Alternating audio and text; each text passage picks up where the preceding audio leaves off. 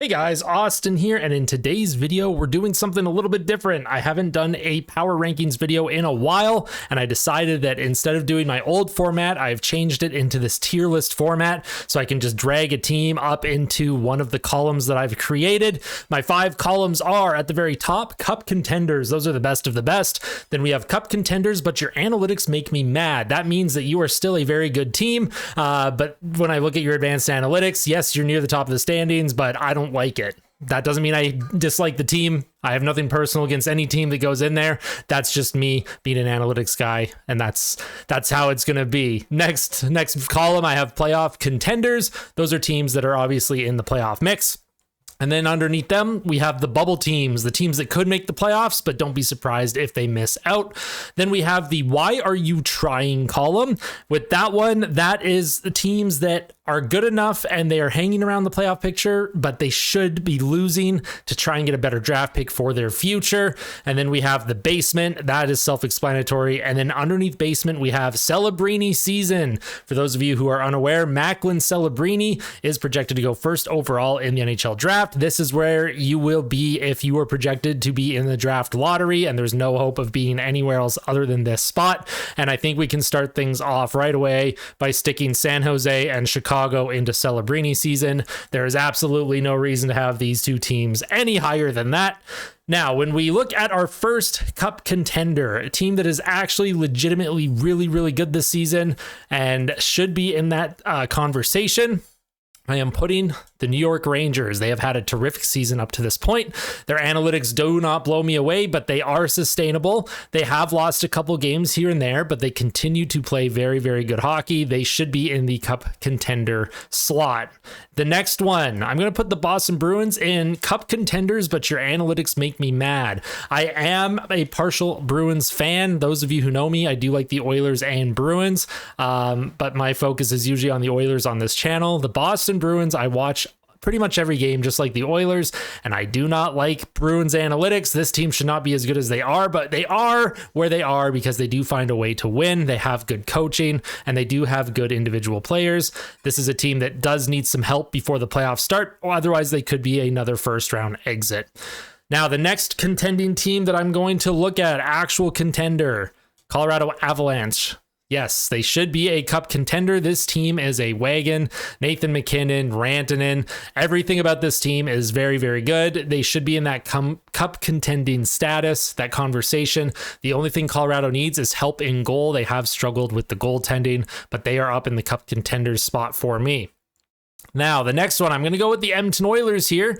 Now, I'm not putting them as Cup contenders or contenders because your analytics make me mad. They are going into playoff contenders right now. They are sitting in a wild card spot. They have won 19 of their last 22 games. I believe they're 19-3 or something in their last 22 games. You guys can double check that. You guys can let me know what the actual record is. Edmonton has gotten themselves back into the mix. In a couple weeks from now, don't be surprised to see them bumped up into a Cup contender slot, but for now they are playoff contenders. They've managed to get themselves out of the basement. That is good to see for Edmonton. Now, the next team, the Los Angeles Kings, they have amazing analytics, but they have been losing a ton of games. They don't beat teams above 500. Their record against teams above 500, they have like a 25% win share against teams that are above 500. So I'm actually going to put LA. They're going to go in the playoff contender, but I almost put them in the bubble team because Los Angeles, even though they have good analytics, everything about them doesn't strike me as a special team. They play a 1-3-1. Todd McClellan's system can get stale, and you can take advantage of it. So for now, they are playoff contenders and nothing more. Now, the next one, we're going to go into the basement. We're going to put the Ottawa Senators in the basement. This team has not been able to get anything going all season. They have struggled. They fired DJ Smith. They had Jacques Martin take over. They have not gotten a coaching bump. And I believe in the games since Martin took over, Ottawa has outshot their opponent just once in like 9 games or something. So that's terrible. Ottawa is a basement team. They'll probably be in the Celebrini season column later in the year if they can't get things going. Now, the next team that we are going to be looking at is the Calgary Flames. I have them as why are you trying? They could have been a bubble team, and these two can kind of go back and forth between each other. But the Calgary Flames, this is a team that should start to embrace a rebuild, and like a for sure rebuild, not just a retool. They're not good enough to make the playoffs. They're not bad enough to be in the basement. So the fact that they're here means that they are still trying to win and make the playoffs. They are not a playoff team. Why are you trying, Calgary? Please stop. Now, the next team I'm looking at, Vegas Golden Knights, cup contenders, but your analytics make me mad. I do not like the Vegas Golden Knights analytics at all, and they are a top of the standings team. Kind of funny that we have Boston and Vegas in here, just for various reasons. Bruce Cassidy, former coach of the Bruins, now coaches Vegas. I just find this interesting to look at. Vegas Golden Knights do not strike me as a team that is as dominant as they were last season. We can talk about their PDO heater that they went on in the playoffs, but playoffs, they are short sample sizes. That can happen. But for now, Vegas is a cup contender, but I don't like their analytics. The next team I'm looking at is the Arizona Coyotes. Now, this is a team that has fully embraced the rebuild. They are in year 2 or 3 of a full rebuild, and they are a bubble team. They managed to go on a pretty fun win streak earlier this season. They won 5 games in a row against the previous Stanley Cup champions, and that was a really fun story a couple months ago. But they are a bubble team. Do I think they'll make the playoffs? No, but right now they're in the mix, and that's where they're going to stay. I didn't put them in Why Are You Trying? Because they already have a lot of young talent, and if they're a bubble team, it's okay for them to keep trying to make the playoffs. Next team I'm looking at is the Detroit Red Wings. They are also a bubble team. I almost created another analytics section between playoff contenders and bubble teams just for a team like Detroit. Detroit is right in the mix. They got off to a really hot start this season. Their analytics showed that probably wouldn't last just based on their 5-on-5 metrics and their PDO. They were riding a really high shooting percentage as a team. That is starting to dip a little bit, but their goaltending still does show up.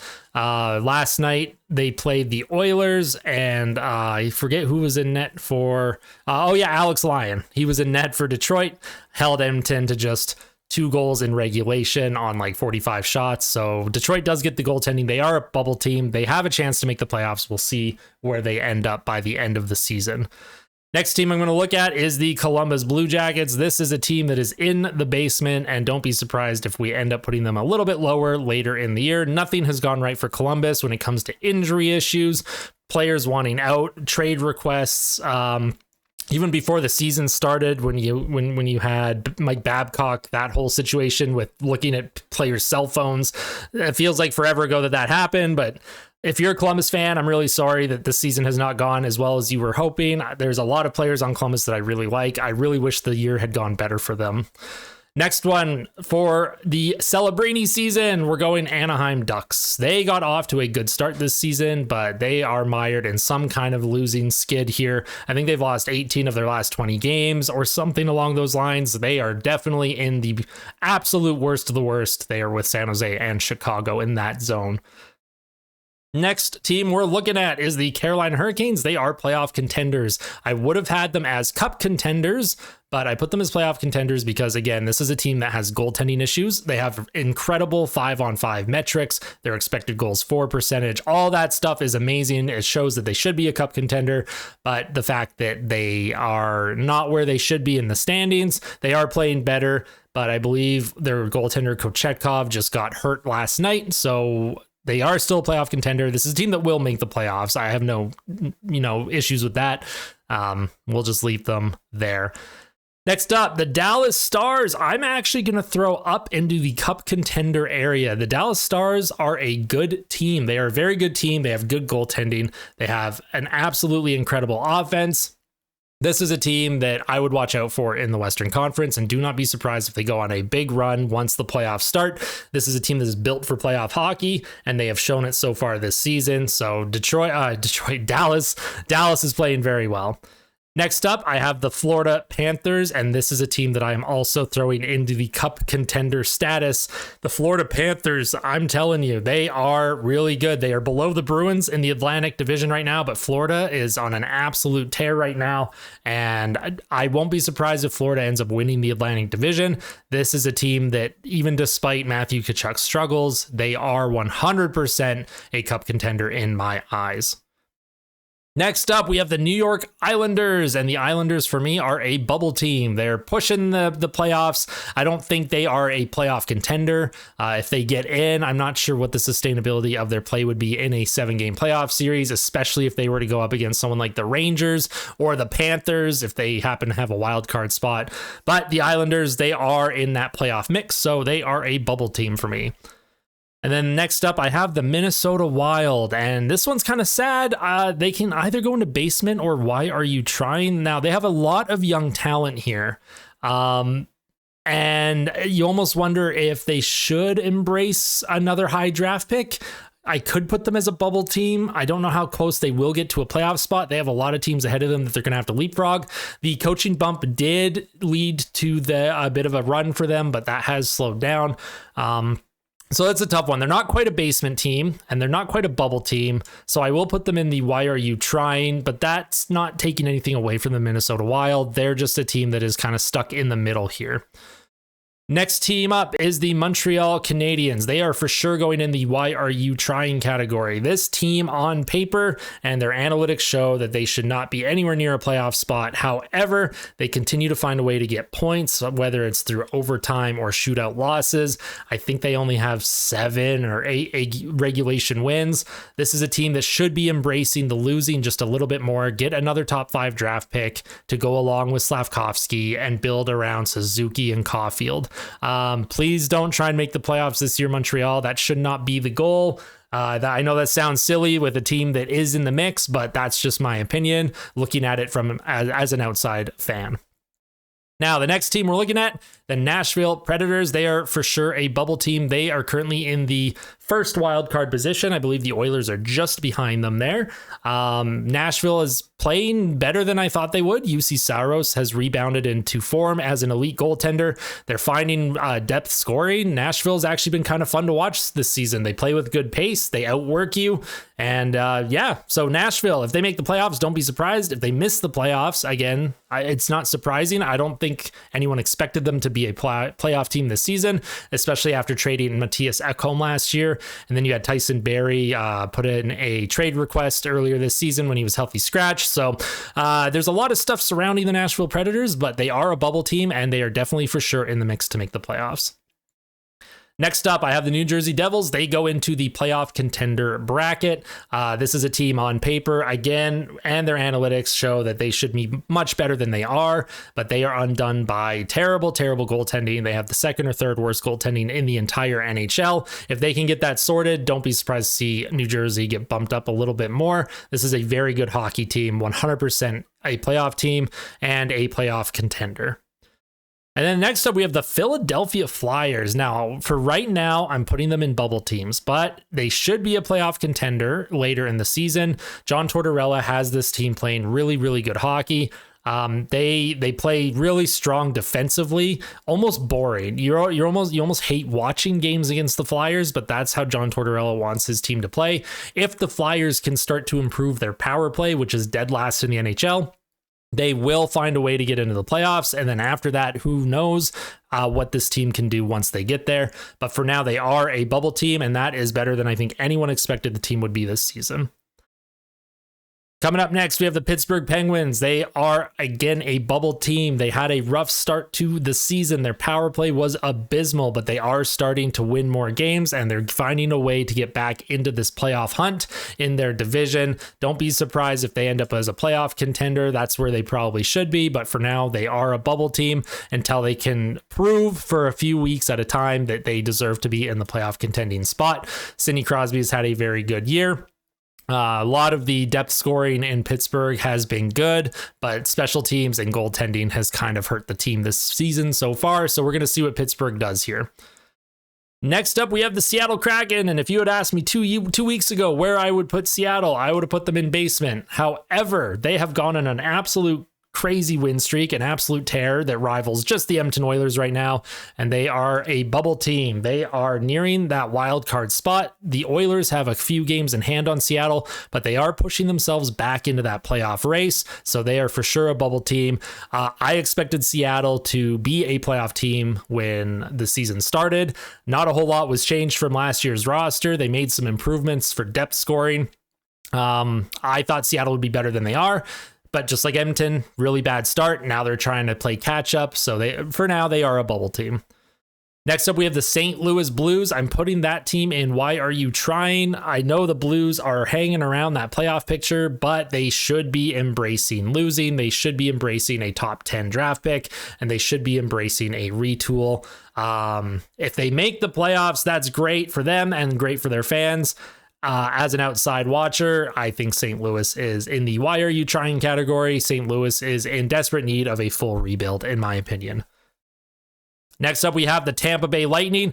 This is another one. They are technically playoff contenders or bubble team, but I'm putting them in the Why Are You Trying category. This is another team that should be embracing a retool. This is a team that probably will make the playoffs, but I would prefer if they are in the Why Are You Trying category. But for you guys, because you're going to look at this and be like, well, they're not in that category, so I will put them as a bubble team. Tampa Bay has not found any consistency this season, so we will see where they end up. For now, they're a bubble team, but for me, they should be in Why Are You Trying? I think it's time for Tampa Bay to embrace some sort of a retool. However, I understand it's hard to do that, especially when guys like Nikita Kucherov are just absolutely killing it right now and leading NHL in scoring. You want to try and get those guys into the playoffs. So I get it. I get it. Next up, I have the Toronto Maple Leafs, and they are playoff contenders. And if I had a category that said playoff contenders, but I hate your analytics, that would be the Toronto Maple Leafs. This is a team that has banked the Bettman point all season. They beat up on teams like San Jose and Anaheim, and they beat up on the teams that they need to. And the teams that are good that they play, the teams that are above 500, I find Toronto will just try and play them and get to overtime. Austin Matthews has 32 goals this season. I'm pretty sure half of those have come on the power play. I think there's a lot to be desired when it comes to the 5-on-5 play for the Toronto Maple Leafs. Their goaltending has been shaky. Samsonov had to be sent to the minors for a little bit. He had the worst stats in the entire league at one point. But Toronto, they're just one or two moves away, one or two tweaks on the roster away from being put back up into this cup contending status. So for now, the Toronto Maple Leafs, you are a playoff contender. There's no reason for them to miss, and I don't think they will miss the playoffs despite some of their advanced analytics. But for now, they are a playoff contender. Next up, the Vancouver Canucks. This team has driven me crazy all season. I'm putting them in the cup contenders, but your analytics make me mad. Now, Vancouver doesn't have terrible analytics. It's not like they're being outplayed every single night. They do find ways to score. They do find ways to capitalize on their opportunities. But oh my goodness, the Vancouver Canucks. They are riding a PDO of like 105. Still, we are 41 games into the season. We're halfway through the season and their PDO is still at like 105. I think I saw Jay Fresh put out a tweet saying that that's the highest PDO since the 80s Oilers or something, like at this point in the season. Vancouver has elite, incredible goaltending with Thatcher Demko. They have very elite finishers on the team. They score in bunches. They get up all over you very, very quickly. They get the lead and they never look back from it. Vancouver is for sure a cup contender, but their analytics make me mad, so they don't get to go into the actual cup contender slot. So Vancouver fans, how are we feeling this season? I do watch a lot of Vancouver games and they are fun to watch. So it's not like I have anything against Vancouver. I'm not trying to like hate on any team today. It's just from observations and then looking at the numbers. Vancouver, they just surprise me on where they are. I'm curious to know if that PDO will ever come down or if they're going to stay at the tippity top of the mountain. Next up, we have the Washington Capitals. Now, this is a team that I am going to throw in the bubble team. On paper, the analytics, their play this season, it's been pretty back and forth. If they make the playoffs, I'm not surprised. If they miss the playoffs, I will not be surprised. Lindgren and net for them has been really good. The goaltending in general has kept Washington in it. Alex Ovechkin has taken a huge step back. We don't know if that's an age-related thing, if he's injured, if he just hasn't been able to find a way to score at the pace that he used to. If Ovechkin can start scoring again, if Washington can get their power play going, they're for sure a playoff team, but until then, they are a bubble team. Now, next up, I have the Winnipeg Jets. and I'm actually going to stick them all the way up into the cup contending category. This team might be the hottest team in hockey, even more hot than the Edmonton Oilers right now. They were first place in the entire NHL the other day, and their analytics show that this is a good team. They have good goaltending. They have depth scoring up and down the lineup. They're coached well. This is a team in the Western Conference. Again, just like with Dallas, don't be surprised if it's Winnipeg or Dallas coming out of the West this season. Those two teams are very good, and a lot of people are sleeping on Winnipeg. That is a very good team, and they deserve to be in that spot. And then the next one I have, the last team in this tier list, the Buffalo Sabres. And they are, unfortunately, basement, in my opinion. I would put them in why are you trying, but we know why they're trying. We know why they're trying. They are so overdue to make a playoff push. The fact that they regressed as hard as they have this season makes no sense to me.